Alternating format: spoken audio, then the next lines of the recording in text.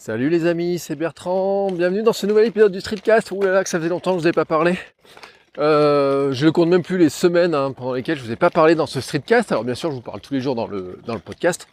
Et j'ai même lancé mon podcast de papa, ma vie de papa, si vous cherchez ça sur iTunes. Mais effectivement, dans le Streetcast, je ne vous avais pas parlé. Pourtant, c'est pas faute d'avoir tenté des enregistrements. Pour l'anecdote, j'en ai fait deux. Un premier qui était dégueulasse au niveau du son à cause du... Je les ai enregistrés avec les AirPods. Et donc c'est vraiment pas bon pour enregistrer. Et j'avais fait aussi ça pour ma vie de papa et donc j'ai dû tout refaire. On entendait plus le bruit de la poussette que le bruit de ma parole, de ce que je racontais. Parce que oui, bien sûr, là j'enregistre je fais une balade avec ma fille. Donc on a des rôles bien séparés. Moi je pousse et elle dort. Voilà, c'est un petit peu le résumé. Pour l'instant, de toute façon, elle aura 6 mois ce week-end, donc on n'a pas de grande discussion. Mais là, elle est vraiment au KLM, comme on dit. Et donc, j'avais enregistré un épisode qui était pas bon. Et puis ensuite, j'ai voulu faire un épisode il n'y a pas longtemps. Et mon Ferrit, donc le logiciel que j'utilise sur iOS, a planté au bout de 10 secondes. Et j'ai enregistré, j'ai parlé pendant 15 minutes. Et à la fin, il m'a dit, voulez-vous enregistrer le projet qui ne s'est pas terminé? Il n'y avait que 10 secondes d'enregistrement. Et puis 14 minutes de vide. Bref, j'ai rien publié, donc j'ai laissé tomber. Et je l'ai pas enregistré parce que j'aime pas refaire les choses comme ça, donc quand ça marche pas, ça marche pas. Voilà. Alors aujourd'hui, je voulais vous parler d'un truc. J'ai commencé un billet de blog sur le sujet, donc je le rajouterai dans les notes de l'émission, je mettrai ça sur mon blog, sur les tentations. Alors pas l'île de la tentation, ce serait plutôt les rayons de la tentation, les placards de la tentation. Les armoires, enfin non pas les armoires, mais nous, oui, les placards, les tiroirs de tentation, qui sont remplis potentiellement de tentations, de chocolat, de trucs sucrés, de trucs gras. Alors, moi le gras, je m'en fous un peu, vous voyez, les chips et tout, c'est plutôt le truc de ma femme. Mais moi, c'est les bonbons, voilà, tout simplement.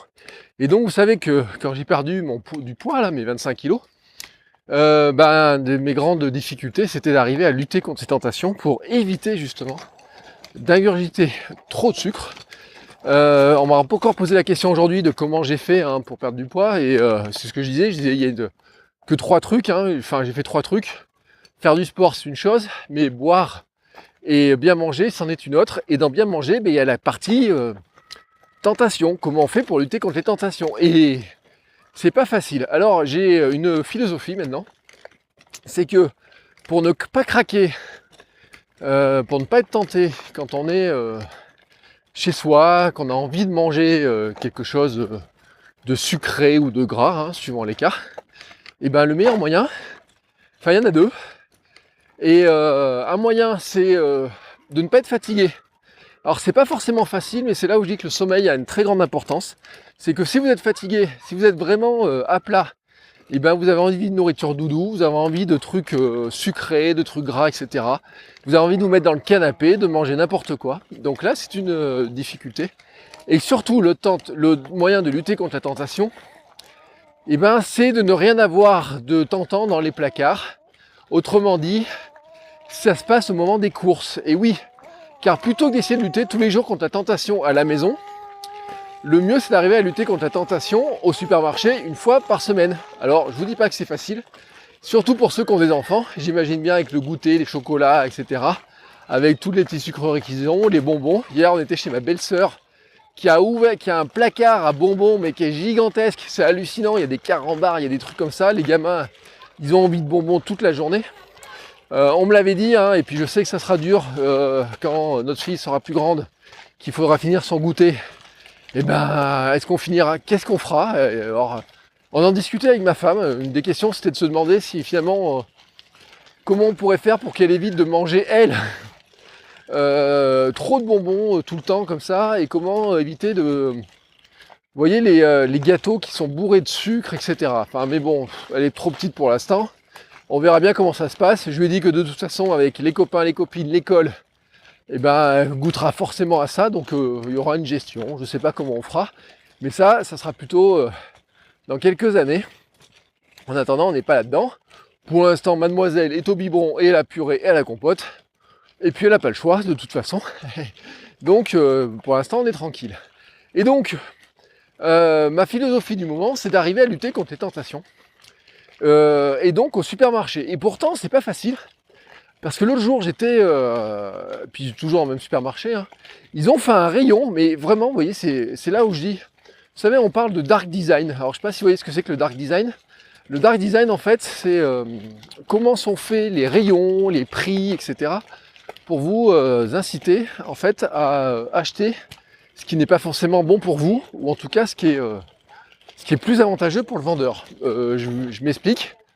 Si on vous met deux prix l'un à côté de l'autre, on va vous mettre un prix en gras, qui n'est pas le prix le plus intéressant pour vous, mais le prix le plus intéressant pour le vendeur.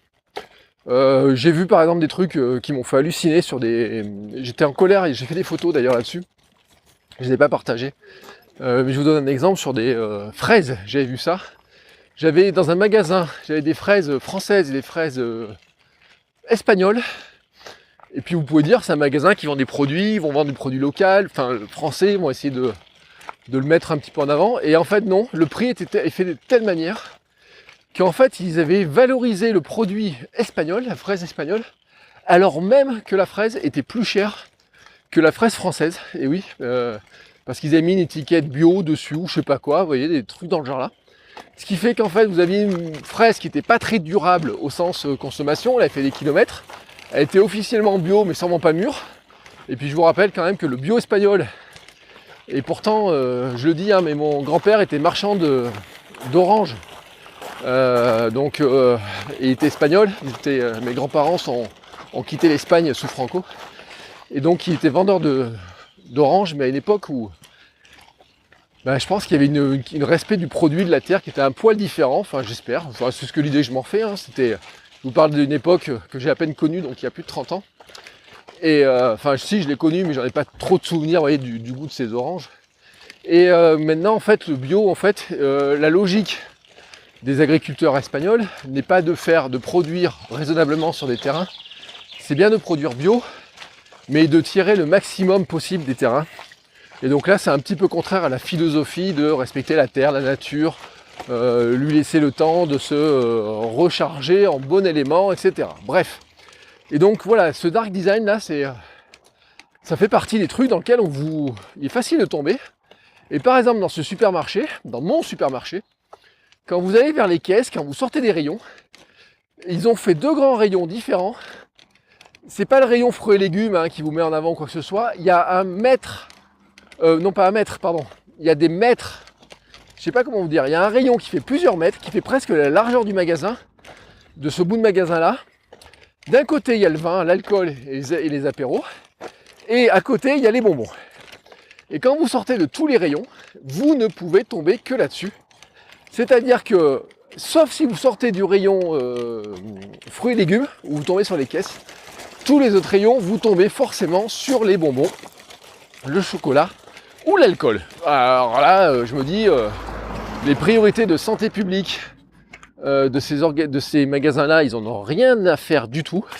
En plus, il y a un lycée qui est juste à côté, donc bon, ils leur vendent pas d'alcool, bien sûr, mais on voit bien les gamins traîner là-dedans, etc. Je pense que celui qui a plus de 18 ans et qui peut acheter de l'alcool est le roi du lycée. Enfin bref, ça c'est une autre truc. Et donc, lutter contre les tentations, c'est en plus, ils vous mettent des trucs, mais... l'autre jour, ils nous ont fait un truc, j'étais colère contre eux, puis en plus j'ai craqué, moi, comme un con. Bon, bien sûr, c'est la Coupe du Monde de foot, hein, donc qu'est-ce qu'on fait pendant la Coupe du Monde de foot? Eh ben, on vous met des memes bleu, blanc, rouge, voilà. Hein, comme la France. Alors en plus, au final, mon paquet était... J'ai terminé le paquet aujourd'hui, donc ma femme m'en a racheté un, vous voyez. Et c'est des paquets qui font que 1 kg. J'ai pas trouvé des paquets dans mon magasin de 500 grammes de M&M's bleu, blanc, rouge. Donc je suis obligé d'acheter un paquet de 1 kg. Et une fois qu'il est acheté, il faut le manger. Autre exemple très con, qu'est-ce que j'ai... en ce moment, il y a des promotions, bien sûr, sur les glaces, sur les trucs comme ça. Et ben, je suis incapable de trouver une glace, des sorbets, des glaces à l'eau, vous voyez, des trucs comme ça. Je suis obligé d'acheter des Magnum, des Cornetto, des trucs comme ça. Je dis je suis obligé d'acheter. C'est que si j'ai envie d'une glace et que si j'ai pas envie d'aller dans un autre magasin, je ne peux pas acheter une glace à peu près allégée en sucre. C'est-à-dire que ma seule solution, c'est soit de changer de magasin, Alors, en plus, chez Thirier, ils en font des carottes oranges qui sont délicieuses. Mais bon, Thirier, il faut quand même que je fasse un quart d'heure de route. Aller, un quart d'heure de route retour ou presque, vous voyez. Franchement, pour manger une glace, soit je suis obligé de me la faire, soit j'achète une glace Magnum avec du sucre, des pépites de chocolat, etc. Bref, c'est un peu le bordel, mais je me dis que si je dois résister une fois par semaine aux tentations, c'est déjà mieux que de résister tous les jours en n'en achetant pas. Bon, c'est un peu ma difficulté, là, comme je suis en pause running, j'ai fait une vidéo sur IGTV, sur mon compte Instagram et ma chaîne IGTV, pour parler de ça justement.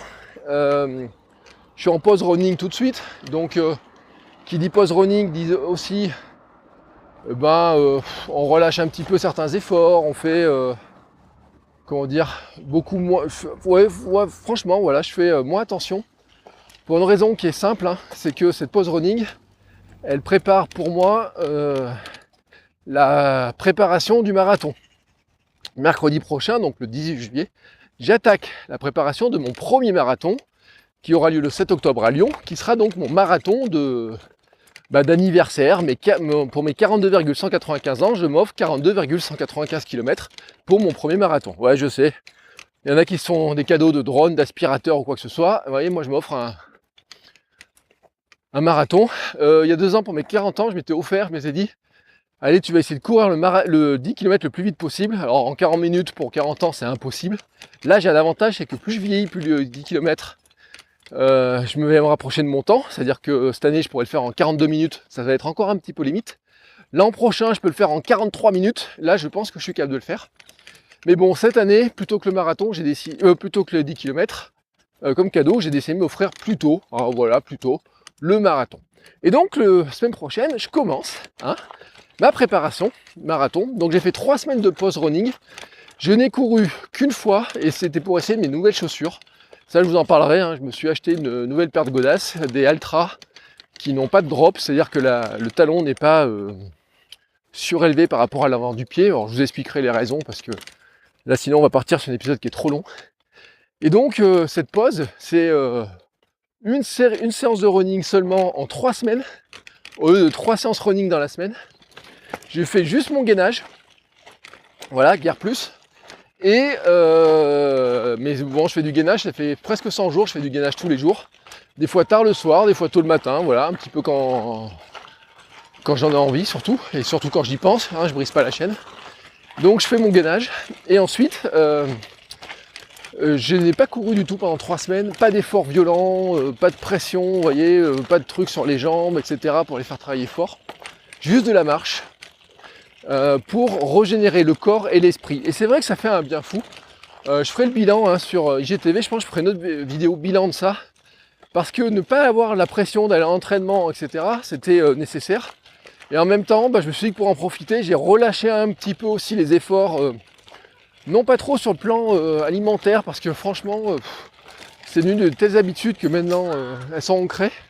En revanche, je me suis autorisé à manger quelques glaces de plus, quelques bonbons, vous voyez des M&M's, là, je parlais des M&M's jaune et bleu, blanc, rouge. Bon, ça, je me suis autorisé à le faire.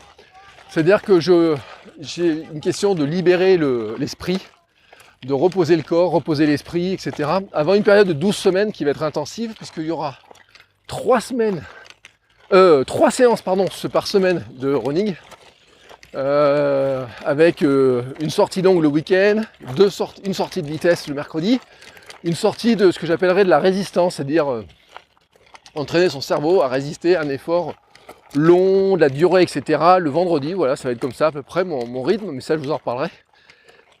Et avant d'attaquer cette période de 12 semaines qui se terminera par le marathon, et c'est un truc auquel je pense sans qu'il y paraisse depuis plus d'1 an, donc dans la tête, je pense que le jour où ça va se faire, ça va être un peu quand même, je sais pas si je vais bien dormir à la veille, mais on va pas essayer d'anticiper trop ça. Je vais aussi me remettre à la méditation, je fais du yoga en ce moment.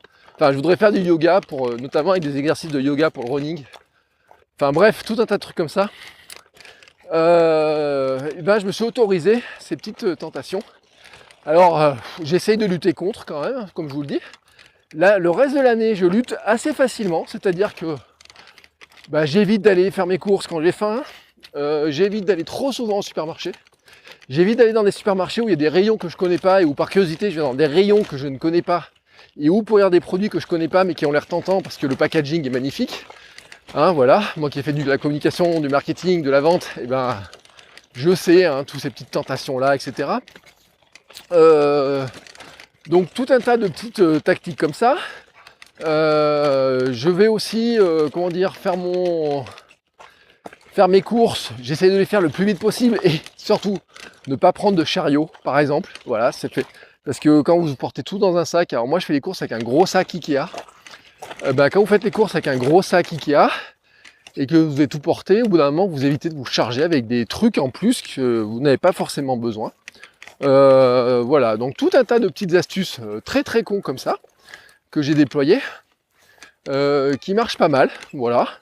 Bon, bien sûr, l'astuce du sac Ikea, elle a une limite, c'est qu'en ce moment, bien sûr, il faut que je prenne des packs d'eau pour les biberons, il faut que je prenne des packs de couches, hein, parce que quand même, la consommation de couches est relativement élevée, donc ces jours-là, je prends un caddie, mais ces jours-là, j'évite de passer par les rayons où il y a les bonbons. Sauf que, bien sûr, dans mon supermarché à moi, mon supermarché le plus proche, il y a cette rayon de la tentation des bonbons qui est là.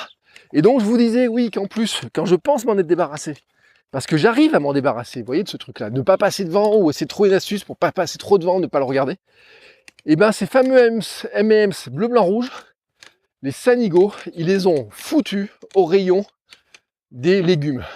C'est-à-dire que des légumes en conserve notamment, là où je vais prendre ma sauce tomate, là où je vais prendre tout un tas de petites conneries, vous voyez, des boîtes de haricots verts, des choses comme ça, et là, ils ont foutu un truc avec des M&M's et ces fameux M&M's bleu, blanc, rouge.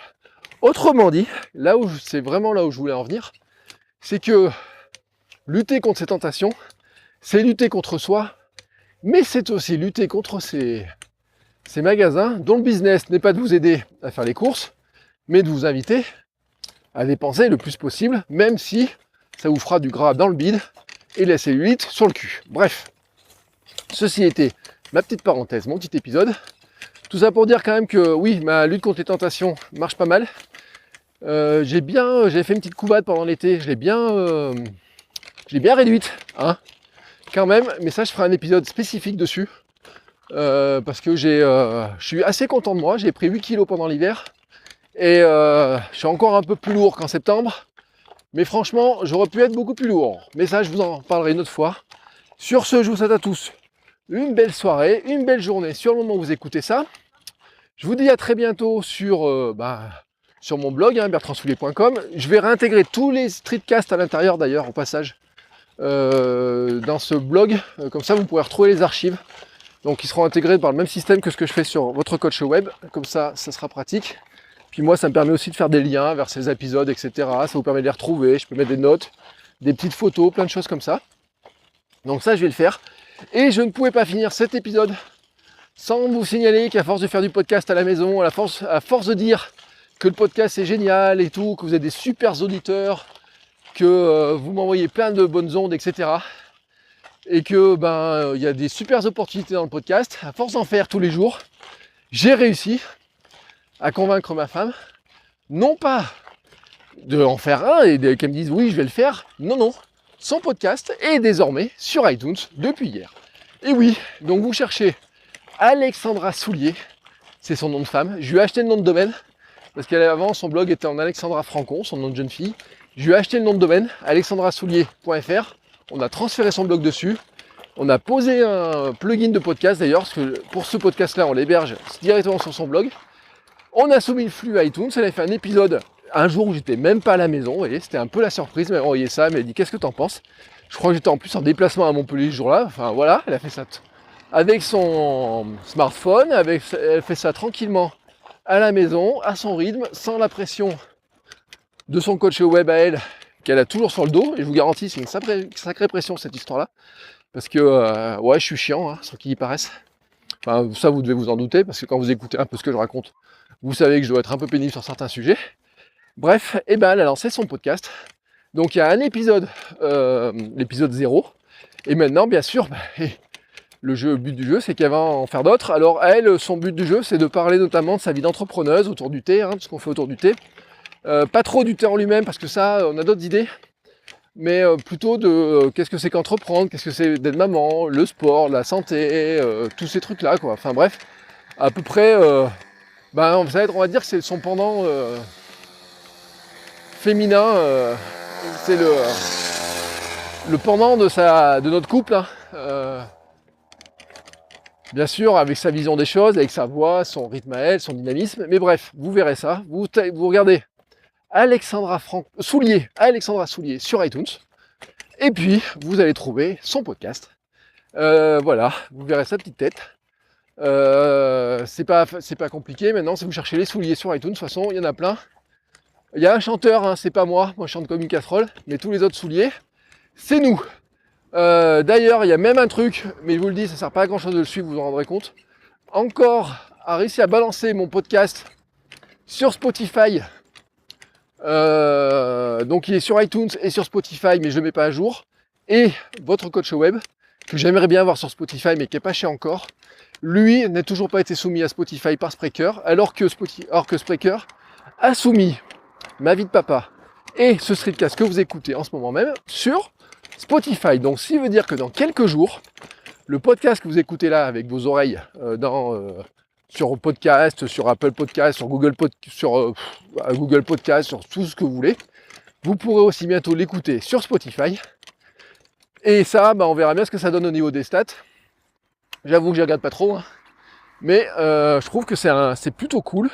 Mais alors pourquoi votre coach web n'a pas été soumis, ça c'est un autre mystère. Allez, sur ce, je vous laisse, j'ai fait un peu de rab, je vous souhaite à tous encore une fois une belle journée, une belle soirée. Je vous remercie à tous aussi pour vos messages, vos commentaires. Merci pour les notes sur iTunes que vous laissez. Merci aussi à ceux qui écoutent ce podcast, mais qui sont patrons pour votre coach web. Ou qui sont, comment on peut les appeler, tipistes, hein. Je pense à Nico qui m'a fait créer le compte sur Tipeee. Bref, si vous avez envie de soutenir un petit peu tout ce que je fais, vous pouvez me retrouver par là, mais que vous fassiez ou que vous fassiez pas, ça ne changera rien de toute façon. Au niveau du contenu, je publie actuellement la même chose. J'ai supprimé tout l'aspect paywall, etc. Bref, allez, sur ce, je vous laisse vraiment. Avec ma fille, on rentre à la maison, on va retrouver ma petite femme, on va s'ouvrir une tourtelle twist Morito, quelques chips. Et puis ce soir, on mangera des M&M's, vous avez compris, c'est encore pour une semaine, enfin 6 jours maintenant, hein, ça se réduit, les périodes autorisées des tentations. Et ensuite, sérieux. Allez, ciao et à très bientôt à tous. Bye bye.